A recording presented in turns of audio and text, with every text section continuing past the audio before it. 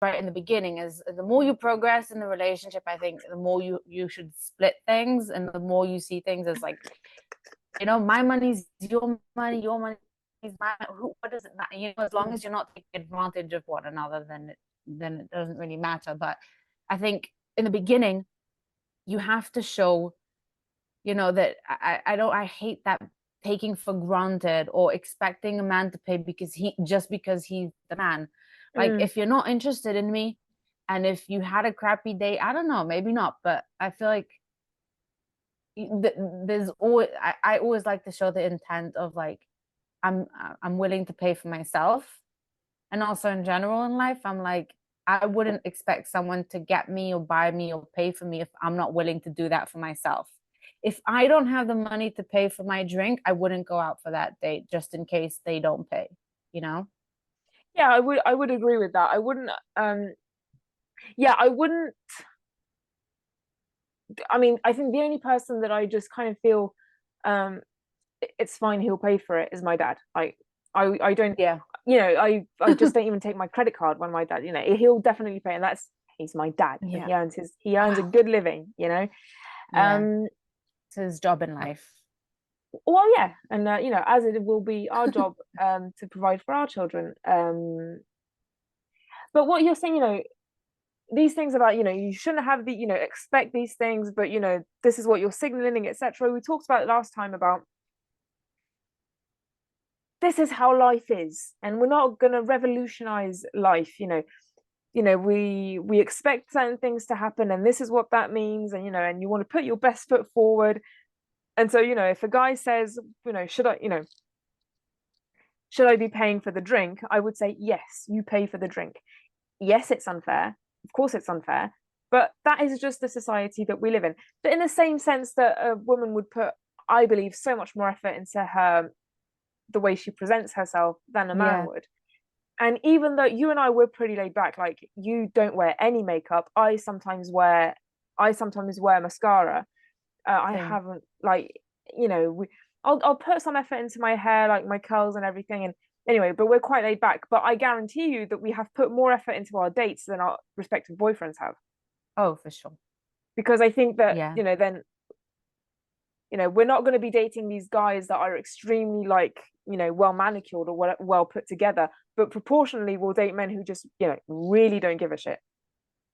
I also think that a woman is more at risk when going out with a guy, especially one that she doesn't know. I mean, I'm a strong woman. I'm very athletic. I work out. I was, I'm probably, and it's still going to be very difficult for me to fight against a man. Like, this is an extreme case, but I mean, it does happen. If a man tries to force himself, even if it's just for a hug or a touch or a kiss, I mean, like I was telling Zev, like I was talking about this with Zev, and I was like, look at you. There's no way I can, fight you. He's huge and he's strong, and I'm like, it's so a woman inherently puts more risk into going out with a man. So that's sort of like the payback, I guess. Not that it's, tap for tap, but and there was another thing I was going to say about this, but I forgot. Well, just while you're kind of building on that, it's, yeah, that the risk factor is a thing. And I think I studied psychology a lifetime ago, and they were saying, with evolution and things like that, if two people have sex and pregnancy happens, for the next 9 months and more, the woman is the only one that pays the price. And if the Yeah. man doesn't want to be involved, she is the only one that will pay the price. She will pay the price if she keeps the child, if she pays the price if there's an abortion, and I know what I'm talking about. She is the only one that will pay the price. And whereas the man, and we can talk about support and we can talk about emotional damage, and it is finite compared to what the woman is going to have to deal with. And so this is what we were studying in psychology, like why, you know, men cheat and why women cheat and why men get into relationships, and like what is cheating to men, what is cheating to women, and things like that. And women are more afraid of emotional cheating rather than physical cheating because they need that support. Whereas men are more afraid of physical cheating rather than emotional cheating because they know that if there's something happening, and this is all, you know, ingrained in us. This is not, you know, we're all thinking about this consciously. This is, you know, this is what happens in our biology, is because, you know, the end all of a relationship is having sex, and therefore the risk of pregnancy and the consequence of that is just huge. And that's why men and women are different. And so it kind of, you know, doesn't boil down to it, evolves to, well, women want to be a bit more cautious with how they, you know, spend their energy and spread their I don't know, feelings and things like that. And so the man has to work a bit harder to get the woman to be like, okay, I'll open up for you. And a way of doing that, my kind of clumsy conclusion, is to pay for a date and to flirt Yeah. and and push and things. And that is just the way it is, because there's more, you know, without even talking about what you were saying, which is like the physical risk. I don't know if you came across this whole would you rather be followed by a bear or by a man thing, which kind of sparked Yeah. controversy. And anyway, I asked JT and he had the best, you know, the very normal but best reaction of just like, what kind of stupid question is that? Is that another thing like, would you love me if I was still a lampshade or whatever? Anyway, ridiculous. Yeah, my God, the trends going around these days. It's like people, my God. Yeah. But the risk Um, factor is something. yeah, that. And I remember the second thing I was gonna say is that I want a man who is stable and able to provide. Mm. And that's not to say that I can't provide for myself, because I very much can. And I don't want a man to just come in and save me and pay for everything.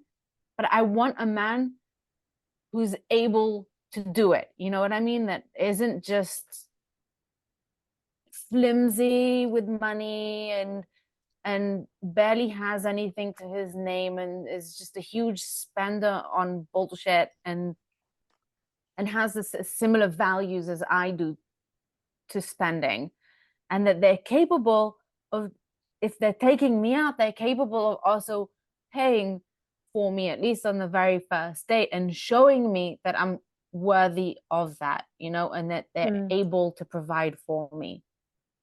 Anyway. It's exactly like, you know, you're not gonna you're not gonna go to it on a date in your pajamas. Like, you're going to present your best self, like, this is what my best self Exactly. looks like. And the fact that they pay for a drink, you know, shows, you know, I'm financially responsible, and think, and it, you know, you look for different things in partners. And that's kind of spun me off onto two things. And one of those things is something that she says in the podcast, of like, women today have such different expectations and kind of standards for men because they're so much more educated, and because of Mm-hmm. and they earn more money and things like that. And she says most women, if they're honest, like really deeply honest with themselves, they'll expect for men to earn more than they do. Whereas today, you know, it's becoming more and more difficult. And so she's not saying that's good or bad, and I'm not saying that's good or bad. That is just facts. Like, women are more educated and are earning more money. And so it's just, you know, it's very difficult, you know, when you're 50-50, you don't Yeah. have half the population that's earning more than you. And so you can't really date in that aspect. And this is what you're saying, of just, you're expecting a man to do certain things, and it's not easy for him because you already provide for yourself. Like, you don't need him, and it's positive for you, and it's more difficult for him. And it's kind of, it's just the way the life is happening. And which kind of makes me think that we're due for a change. Like, there's definitely going to be a change in dynamics. Is there? I don't know that there's going to be a power shift between men and women. I honestly don't think so. But there's probably something going to happen. Like, either governments are going to make it like really easy to go on maternity leave, or like they're going to do something to kind of just create an imbalance, because people are not getting married anymore, people are not having children anymore, because of all of Mm-hmm. these things. Like, some of the decisions are purely based on financial and ecological aspects, which is, you know, one thing. But they were saying that a lot of this decision making was because people are not dating, because women and men, but, you know, because we're women, I'm going to talk to about women. Women have higher financial standards that are unattainable. Therefore, they don't date and don't get married and don't procreate. And so, and you can observe this on, you know, on just a worldwide, you know, level of just, this is what's happening, of it's going to impact the way we live, retirement and things like that. It just is. And we're not, and it's, again, I'm not saying it's good or bad, I'm saying we're due for a change, and I'm not sure what that change can look like. I don't think anyone knows what it's like, but I think I mean, this change has been undergoing for a long time already, because women aren't as dependent on men, and men today aren't as providing as they used to be. And it's not that I need someone to come in and provide for me. As I said, I'm looking for someone who's on my level, you know? I don't want to just be with someone just for the sake of it, or someone who's just a bum, or someone who doesn't have aspirations in their life and isn't ambitious. And, you know, there was this thing going around about girls wanting to see men's bank accounts, or which is a bit a step too far, but yeah, I want to know that the person that I'm with is is is again on my level, and isn't just gonna bring me down, or isn't gonna hold me back, or I don't know, can't I don't it's just yeah. Yeah, it leads me to the second thing I was going to say, is that I saw this post of let me see if I can quickly find it. So this is an exchange that happened on Tinder, and it was posted to a Facebook group that I'm on, because I'm ancient and I'm still on Facebook. So he says he matches with her on Tinder, and he says, "I just read your bio. I'm sorry, I don't think we'd be a good match." And she responds, "Out of curiosity, which part made you determine that?" And he responds, "Single mother, so I'll come second to children that aren't even mine," which is totally understandable, by the way. Also, you have kids and you're 35, so you probably don't want any more. And if you did, it's about a 70% chance that you can't.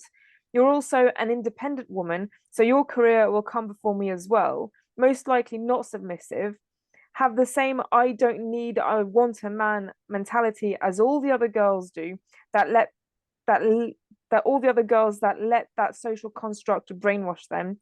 When girls typically say they are independent, they use it as an excuse for their bad behavior and masculine traits. I want a stay-at-home wife that's the mother to my children, who will give me stability and will stay loyal to me and be submissive. But that's impossible to find. Sorry for the rant. Modern dating is impossible for men like me, lol. So I take issue with a couple of these things. For one, the word submissive. Ugh, it's terrible. It's such an ick. I think the word, yeah, you know, it's, I mean, yeah. the word, and then No. the 70% chance that you can't have children at 35, like menopause is being pushed back, like My just God. biology. My God. But however, I do 100% agree with women saying I'm independent. They use that as an excuse to excuse their bad behavior, which I totally agree with, the toxic femininity that we talked about Yeah. loads of episodes back. And then he says, you know, you have kids, and I completely understandable with that you don't want to date someone who already has kids, because you will come second to kids that aren't yours. Completely fair that he doesn't want that. And he says it's understandable that I would come second. And so basically he's listing these things of, you know, I understand you're a high achieving woman and you want somebody who's higher than you, and I'm not that. So wait, so this is the problem, and men are expecting women to still be submissive and to still be, you know, the housewife that cooks and cleans and whatever, but they're not able to provide as well as they should be able to, or as well as the woman wants them to. So